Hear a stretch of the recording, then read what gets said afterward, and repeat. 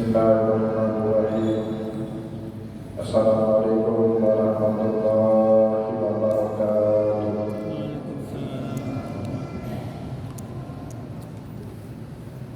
Alhamdulillah, alhamdulillahilladzi ja'ala al-ilma taharatan lil-nufus wa nuran lil-basair wa hadiyan ilal jannah. Asyhadu an la ilaha illallah wahdahu la syarika lah wa asyhadu anna Muhammadan abduhu wa rasuluhu shahibul burhan. Allahumma shalli wa sallim ala rasulika al-karim Muhammad sallallahu alaihi wasallam wa ala alihi wa ashabihi wa man tabi'ahum bi ihsanin ila yaumiddin. Summa amma ba'du. Puji dan syukur senantiasa dan tidak pernah bosan-bosannya kita panjatkan kehadiran Sang Maha Pencipta Allah Subhanahu wa Ta'ala, yang mana dengan limpahan karunia-Nya, rahmat-Nya, hidayah-Nya, serta anugerah-Nya kepada kita semua, kita kembali masih diberi kesempatan, kesehatan dan usia panjang oleh Allah untuk sama-sama dan senantiasa mengabdikan diri kita di jalannya dengan menjalankan segala perintahnya dan menjauhi semua larangannya. Salawat diri salam juga tidak pernah lupa pula kita aturkan kepada junjungan abang Nabi besar Muhammad sallallahu alaihi wasallam, di mana beliau telah bersabda dalam sebuah hadis, "Man salaka tariqan yaltamisu fihi ilman sahhalallahu lahu bihi tariqan ilal jannah."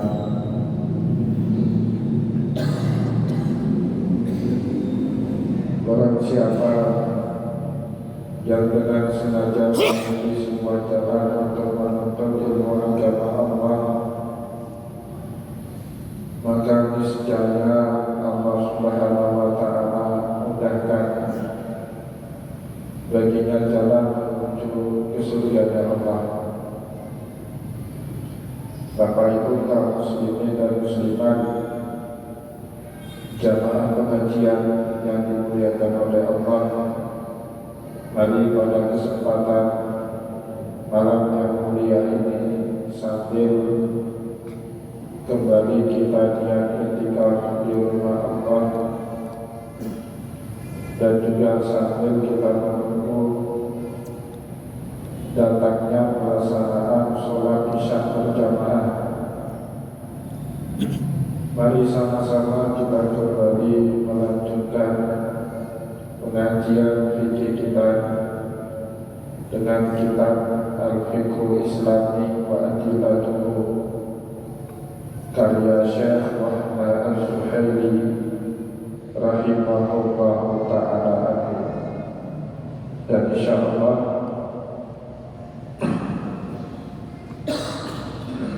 pada kesempatan malam ini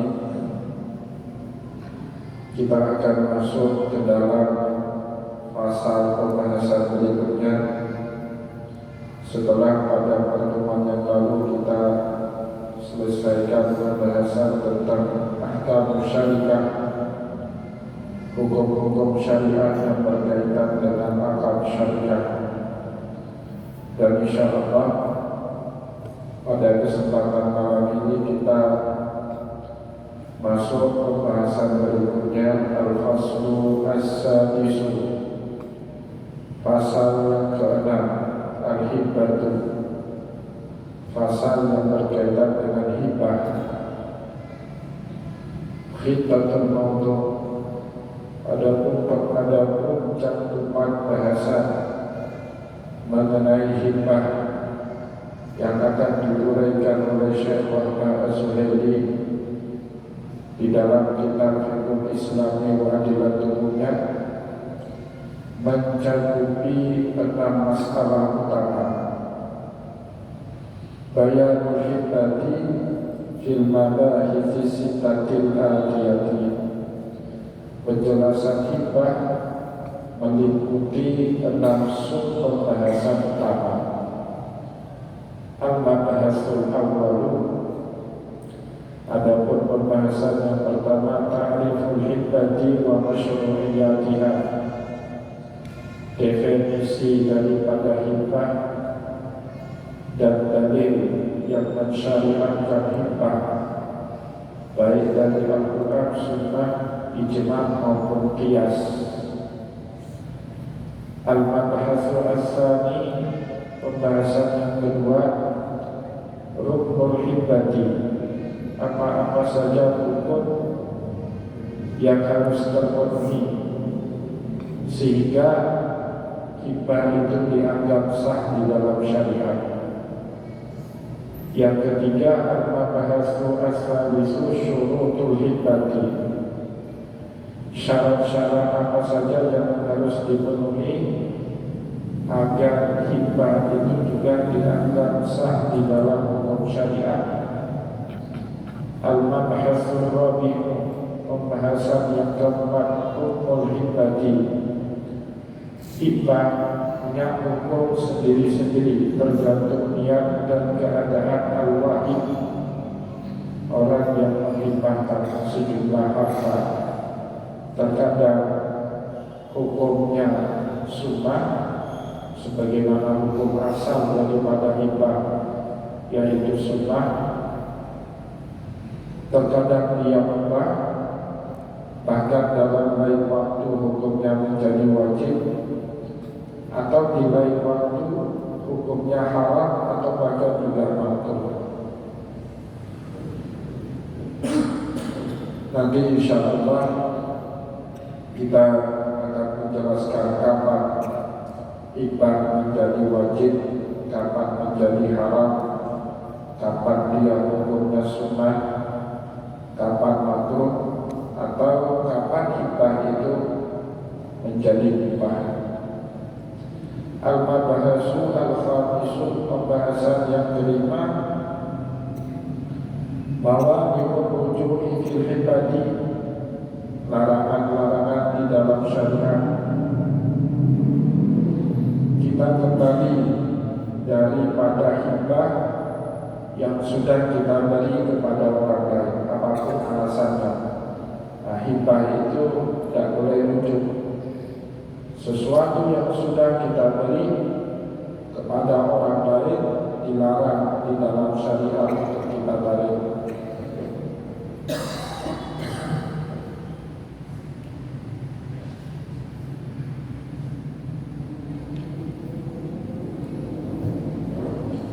Al-mabahasu as-sadisu, dan pembahasan yang terakhir, atiyatul abna, hibah yang ditujukan kepada anak-anak keturunan. Apakah dia dapat dianggap sebagai harta warisan ataupun tidak dihitung sebagai bahagian daripada harta warisan? Ini Bapak Ibu, pembahasan utama mengenai hibah yang diberikan kepada kita oleh Syekh Wahbah Az-Zuhaili di dalam kitab Al-Fiqh Islami wa Adillatul.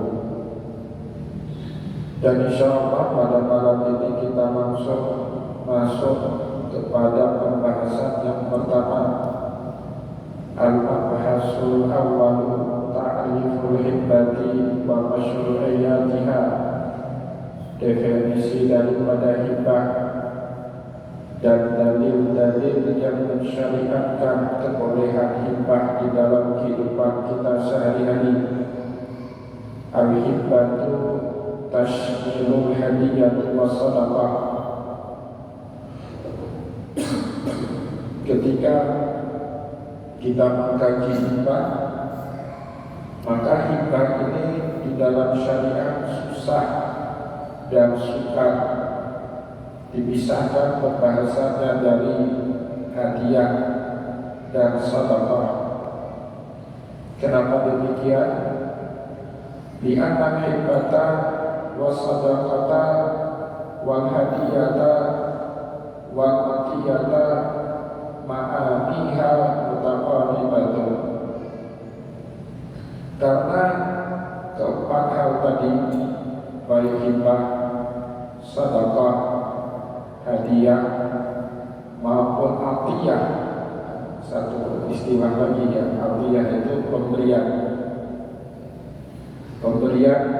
dalam keadaan dan kesempatan apapun tanpa ada syarat. Nah, dalam syariat disebut dengan atiyah.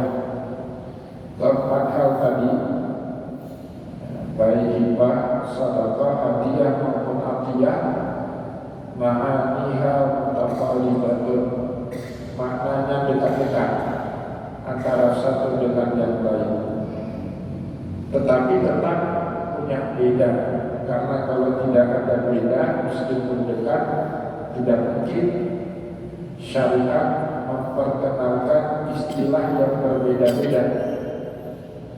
Maka oleh sebab itu di sini oleh Syekh Muhammad Az-Zuhaili diperinci, ditafsir, didetailkan pembahasannya apa yang membuat keempat hal tadi sama dan apa juga yang membedakan keempat hal tadi. Dijelaskan kemudian. Ini Bapak Ibu penting untuk disimak baik-baik supaya jangan kebalik-balik. Orang yang sudah ngaji saja masih sering kebalik-balik, apalagi yang tidak pernah mengaji. Ya. Fa'in qasada minha talubul taqarrubi ila Allah ta'ala bi'inta'il muhtaj fahiya sadaqatun.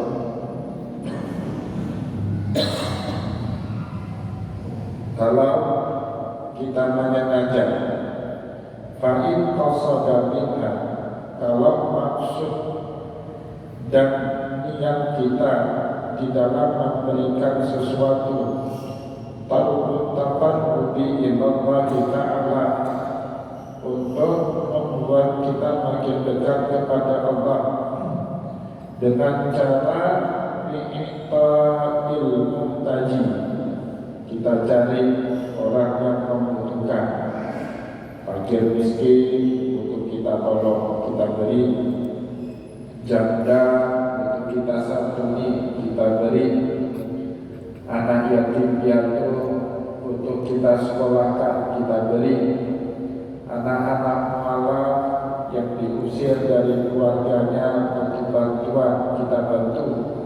Nah, membantu orang yang membutuhkan namanya sedekah, fahiya sedekah.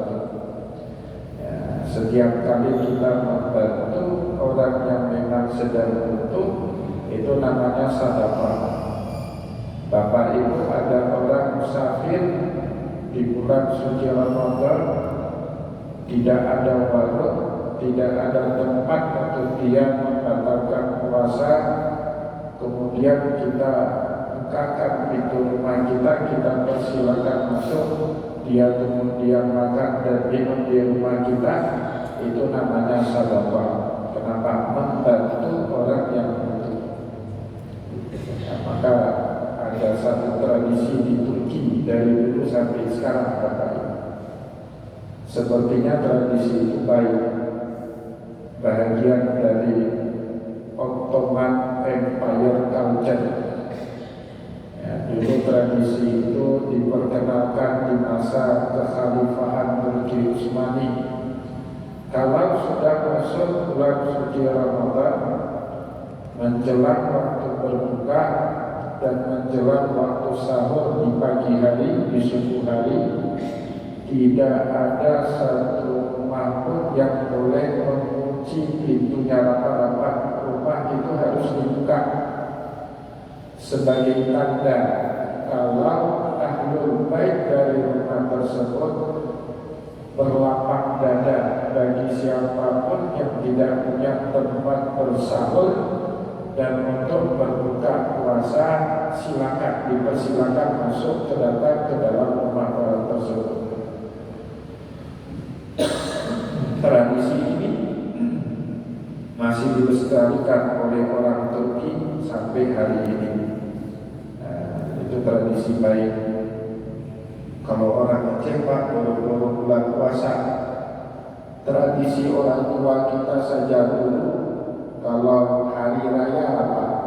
Saya diajari sama orang tua, pintu rumah tidak boleh dikunci hari raya, harus dibuka pintu rumah, kecuali tidak ada orangnya, itu lain lagi perihal. Tapi kalau ada orangnya di rumah, hari raya pertama, hari raya kedua, hari raya ketiga, itu tidak boleh tutup. Ada orang aja itu. Saya diajari sama orang tua. Maka kalau saya ada di rumah, setiap hari raya itu terbuka pintu. Mau datang siang, sore, pagi, insya Allah terbuka. Tapi di zaman kita sekarang, ada orang hari raya, ada orang di rumah, pintunya tergembok, pintu pagarnya terkunci.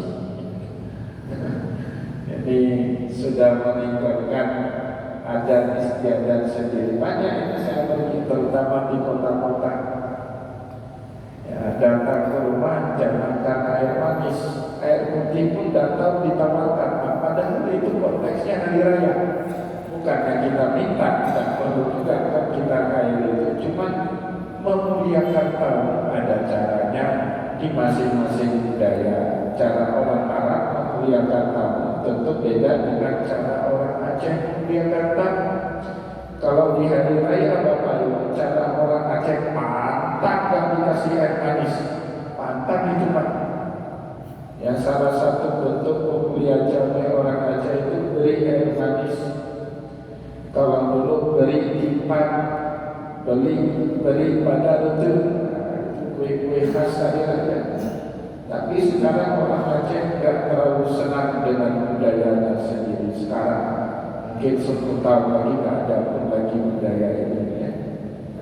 Jadi itu anehnya orang Turki kan, budaya itu sampai hari ini dilestarikan. Budaya dari abad 13, abad 12 sampai hari ini dilestarikan. Kalau puasa Ramadan itu rumah-rumah menjelang buka puasa terbuka pintunya. Siapapun mau buka puasa ke rumah orang tersebut dipersilakan masuk. Nah, jadi itu namanya sedekah.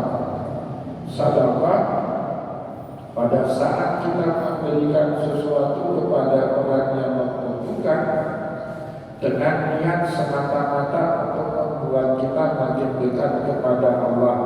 Itulah yang disebut dengan sedekah. Wa in mu'minat ila makan muda ilaihi i'taman lahu wa tawaddudan fahiya hadiyatun.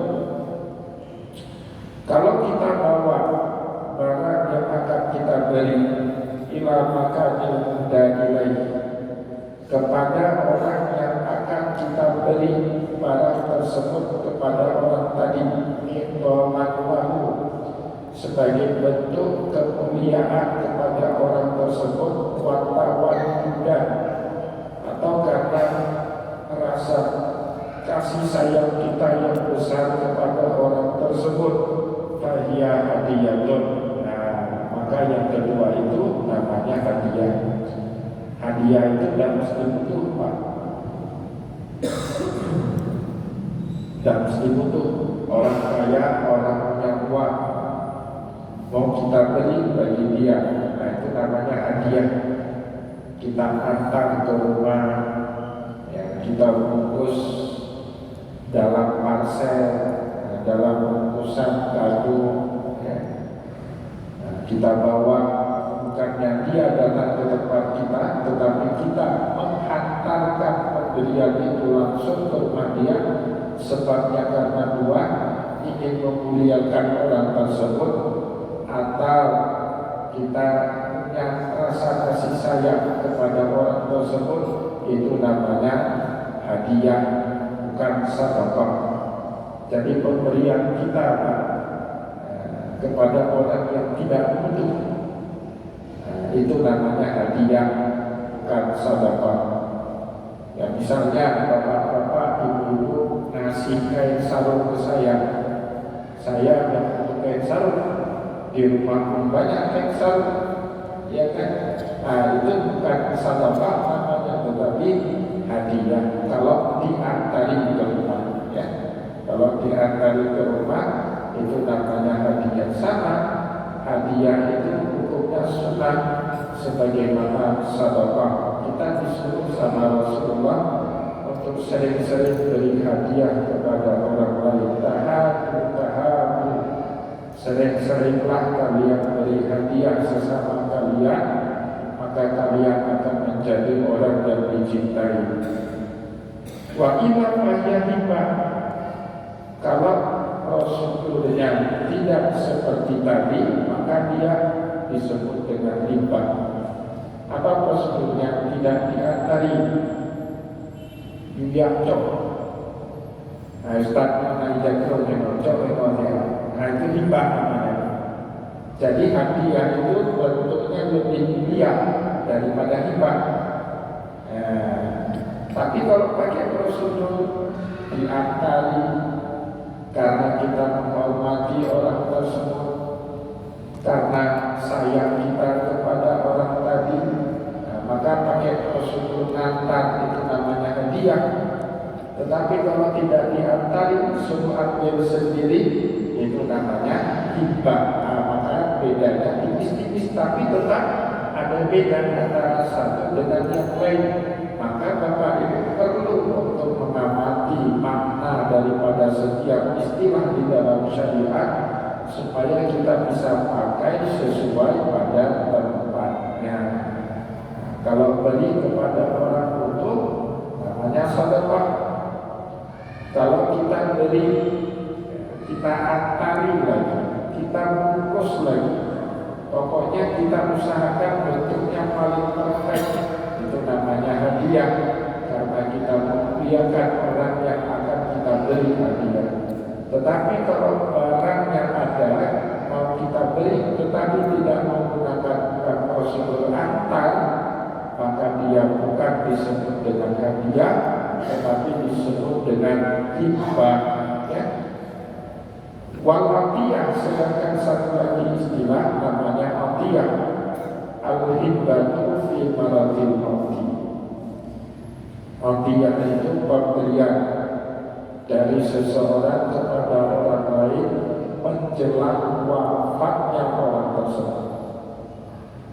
Terutama kalau di Aceh prakteknya banyak terjadi kepada seorang orang tua yang tidak punya anak laki-laki. Anaknya perempuan semua 5 orang misalnya, perempuan 5-5-nya. Sedangkan wali dari anak perempuan itu, yaitu saudara laki-laki dari si mayit, wali mahjur. Wali mahjur itu maknanya Bapak Ibu, wali yang tidak menjalankan kewajiban dan tanggung jawabnya. Wali mahjur cuma mau bagiannya saja, haknya saja, tetapi tanggung jawabnya dan mau, itu dalam syariat disebut wali mahjur. Dan sekarang di Aceh seperti itu semua, hampir seperti itu. Bagian warisan mau, suruh didik anak walinya dan mau. Banyak kejadian seperti itu. Maka ada yang disebut dengan hibah fi maradil mauti. Hibah menjelang seseorang meninggal dunia. Nah, itu namanya di dalam syariat atiyah. Dia tahu adik-adik dia, abang-abang dia wali mahjur, wali iya, tapi cuma mau hak dan mau kewajiban.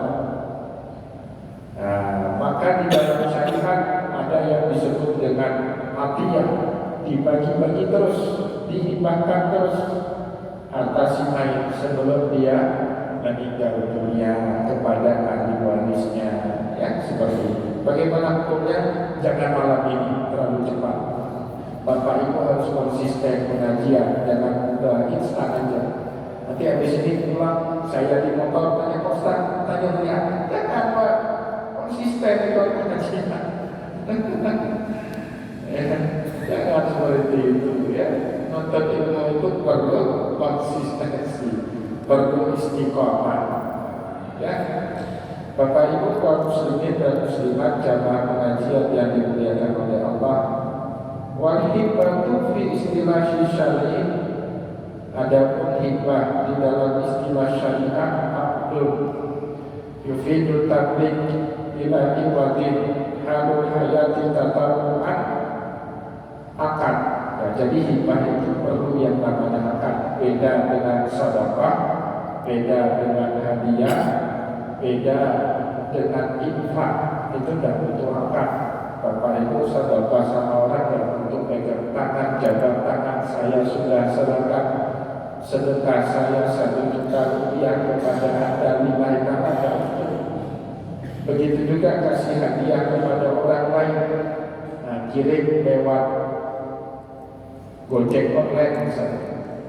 Tiba-tiba sudah sampai hadiah untuk orang yang mau kita beri hadiah, tidak perlu akad, tetapi hibah perlu yang namanya akad.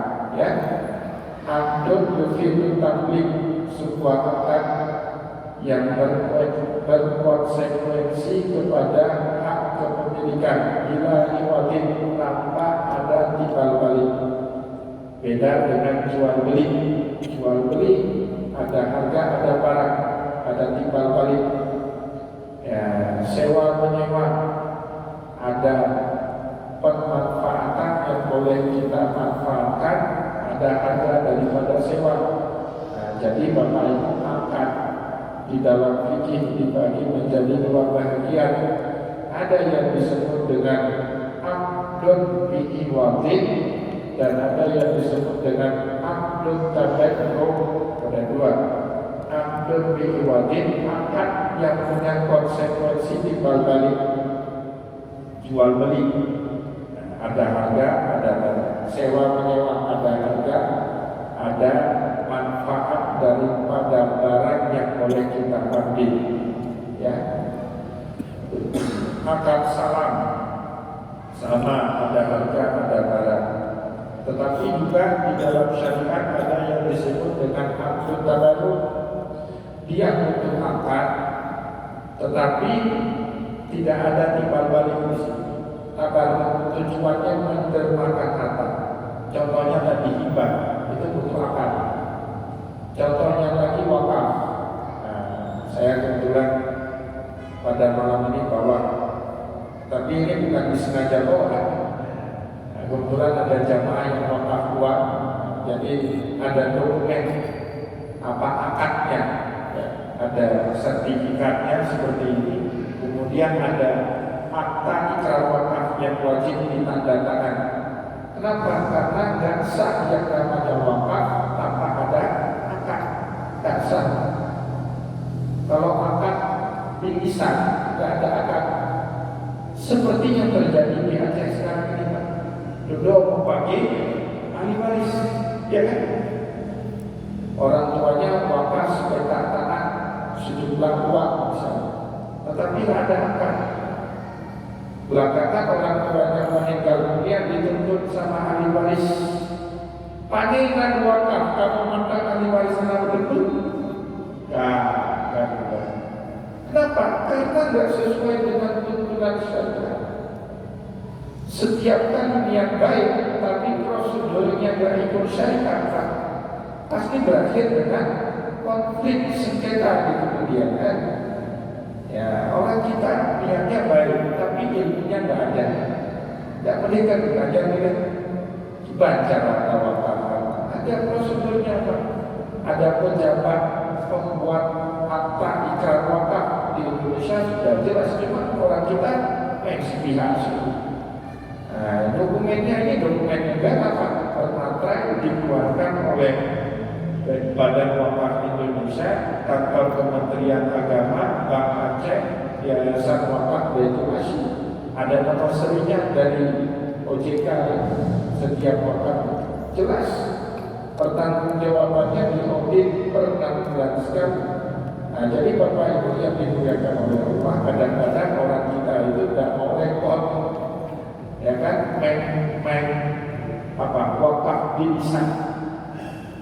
Kemudian uangnya nggak tahu lagi di mana, nggak bisa dipertanggungjawabkan atau ribut dengan ahli waris. Nah, ini contoh-contoh ketika kita melakukan sesuatu tidak sesuai dengan prosedur daripada syariat. Maka oleh sebab itu Bapak Ibu, hibah dia butuh yang namanya akad. Yufidul tablik, dengan akad itu sahlah kita menjadi pemilik dari sejumlah harta yang dihibahkan kepada kita bila iwadin, tanpa ada timbal balik. Bukan akad jual beli, tujuannya derma harta. Halul hayati tatawuan, di masa hidupnya orang yang menghibah hanya semata-mata mencari pahala dari Allah Subhanahu wa Ta'ala. Jadi kalau sesuatu harta diberi setelah dia mati, bukan hibah, apa Pak? Wasiat. Kalau saya mati nanti, sepetak tanah itu wasiat, itu bukan hibah, itu wasiat ya. Tapi wasiat dan boleh untuk semua orang.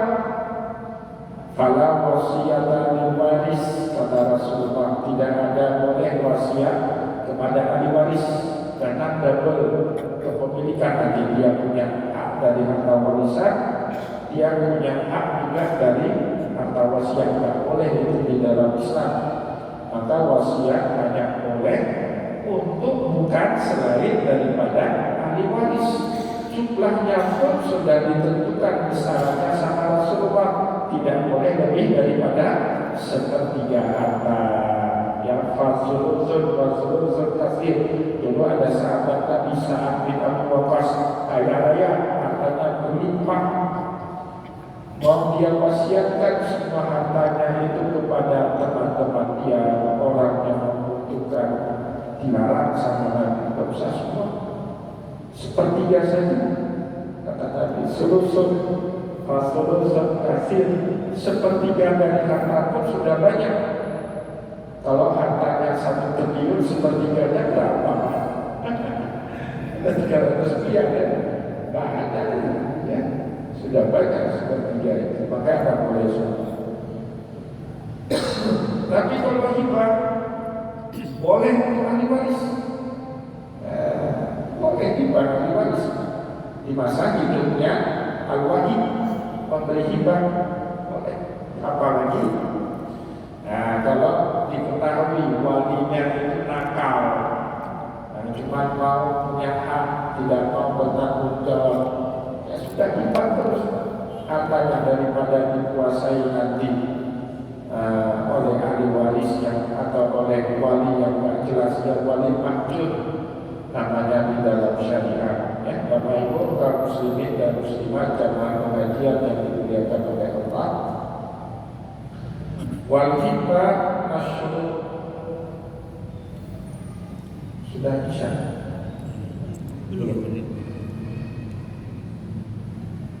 Wal hibah masyru'atun maklumun ilaiha biqaulihi ta'ala. Adapun hibah itu disyariatkan di dalam Al-Quran, maklumun ilaiha, maka disunahkan biqaulihi ta'ala, berdasarkan firman Allah dalam surat An-Nisa, wa atun nisa aswaduqatihinna nihlah, berikanlah perempuan yang telah kalian nikahi hak-hak maharnya. Mahar itu hukumnya wajib bagi seorang laki-laki kepada perempuan yang telah ia nikahi. Dan mahar itu bukan haknya wali, sekali lagi haknya perempuan. Wali tidak boleh menguasai mahar daripada perempuan yang telah dia nikahkan, apakah ayah kandungnya, apakah kakeknya, apakah pamannya. Dan boleh yang namanya wali menguasai mahar daripada perempuan, itu hanya perempuan. Maka kata Allah di dalam Al-Quran, wa atun nisaa sadaqatihinna nihlah, berikanlah perempuan yang telah kalian nikahi hak maharnya, apapun itu sesuai yang dikehendaki oleh perempuan tadi. Tapi kata Allah, fa in tibnalakum an syai'in minhu nafsan fakuluhu hani'an mari'an. Fa in tibnalakum an syai'in minhu nafsan, kalau perempuan yang kalian nikahi itu kemudian menghibahkan maharnya buat kalian, sudah bayar mahar waktu akad itu harus ada mahar, Pak. Tak boleh nggak ada. Bagaimana kalau nggak ada? Wajib tak disebut, saya nikahkan anak saya kepada Anda dengan mahar seluruh mayat utang, bukan tunai, utang. Tapi kayaknya nggak ada harga diri seorang laki-laki nikah perempuan maharnya utang. Lebih baik utang sama orang, kasih mahar dulu, Pak. Itu lebih berhormat ya, daripada utang disebut di situ. Nggak ada harga diri laki-laki itu ya. Tetapi dalam keadaan kemudian wanita yang kita nikahi itu berbaik hati, bermurah hati, tahu suaminya pengangguran, modal ganteng aja, modal jago gombal, yang punya kerja istrinya, ya kan? Mau buat usaha, nggak ada modal, cuma ada mahar tadi, buat lumayan, dikasih lagi untuk modal kita. Itu fa'in tibnalakum an syai'in minhu nafsan, jika istri yang telah kalian nikahi itu kemudian menghibahkan kembali maharnya untuk kalian pergunakan, fakuluhu hani'an mari'an, ambillah itu sebagai satu nikmat dan anugerah dari perempuan yang telah kalian nikahi untuk kalian. Wah, itu besar sekali pengorbanan seorang perempuan. Itu Bapak Ibu kalau mengalami kejadian seperti itu dalam hidup, kemudian Bapak poligami dengan perempuan lain, itu bisnisnya jatuh pasti. Jadi kalau kita punya hutang budi besar kepada seorang perempuan dalam kehidupan, Bapak Ibu mencoba memandu perempuan itu dengan istri yang baik, siap-siap Bapak Ibu hidupnya akan melarang, siap-siap. Maka Rasulullah, Pak, ketika masih nikah dengan Khadijah, istrinya satu. Kenapa? Nabi tahu betul beliau berhutang budi banyak dengan Khadijah. Harta Khadijah itulah habis memprosi perjuangan dakwah Nabi 13 atau 12 tahun di Mekah. Nabi Muhammad istrinya satu. Tapi saat Khadijah wafat, Rasulullah nikah dengan Aisyah. Aisyah itu bukan siapa-siapa dibandingkan Rasulullah, ya kan? Nabi Muhammad sudah jadi nabi, sudah jadi rasul, pengikutnya banyak, ya, umatnya banyak, hartanya banyak. Aisyah ini bukan siapa-siapa. Maka bapak-bapak kalau mau nikah 2, 3, 4 seperti amanah Al-Quran, Asnah, Waswat, Sahabat, sebelum nikah dengan istri pertama harus sudah mapan, ilmunya mapan, ekonominya mapan, jangan lupa lagi rumah mertua. Sudah punya kendaraan, sudah punya rumah sendiri, nikah dengan istri pertama, kemudian nikah lagi dengan istri kedua, itu makin naik derajat kehidupan kita. Kenapa? Enggak punya hutang budi apa? Ini nikah dengan istri pertama saja, numpang di rumah mertua sampai punya cucu lagi. Kendaraan diberi sama mertua, pekerjaan juga dicari sama mertua. Coba poligami, hancur hidup kita. Curi. Nah, hati-hati dengan poligami. Semoga ada manfaatnya, insyaallah akan kita lanjut kembali pengajian kita pada pertemuan yang akan datang. Saya mohon maaf jika ada yang tidak berkenan. Wallahu a'lam bishawab. Wa nasallallahu alaihi wa sallam. Wassalamualaikum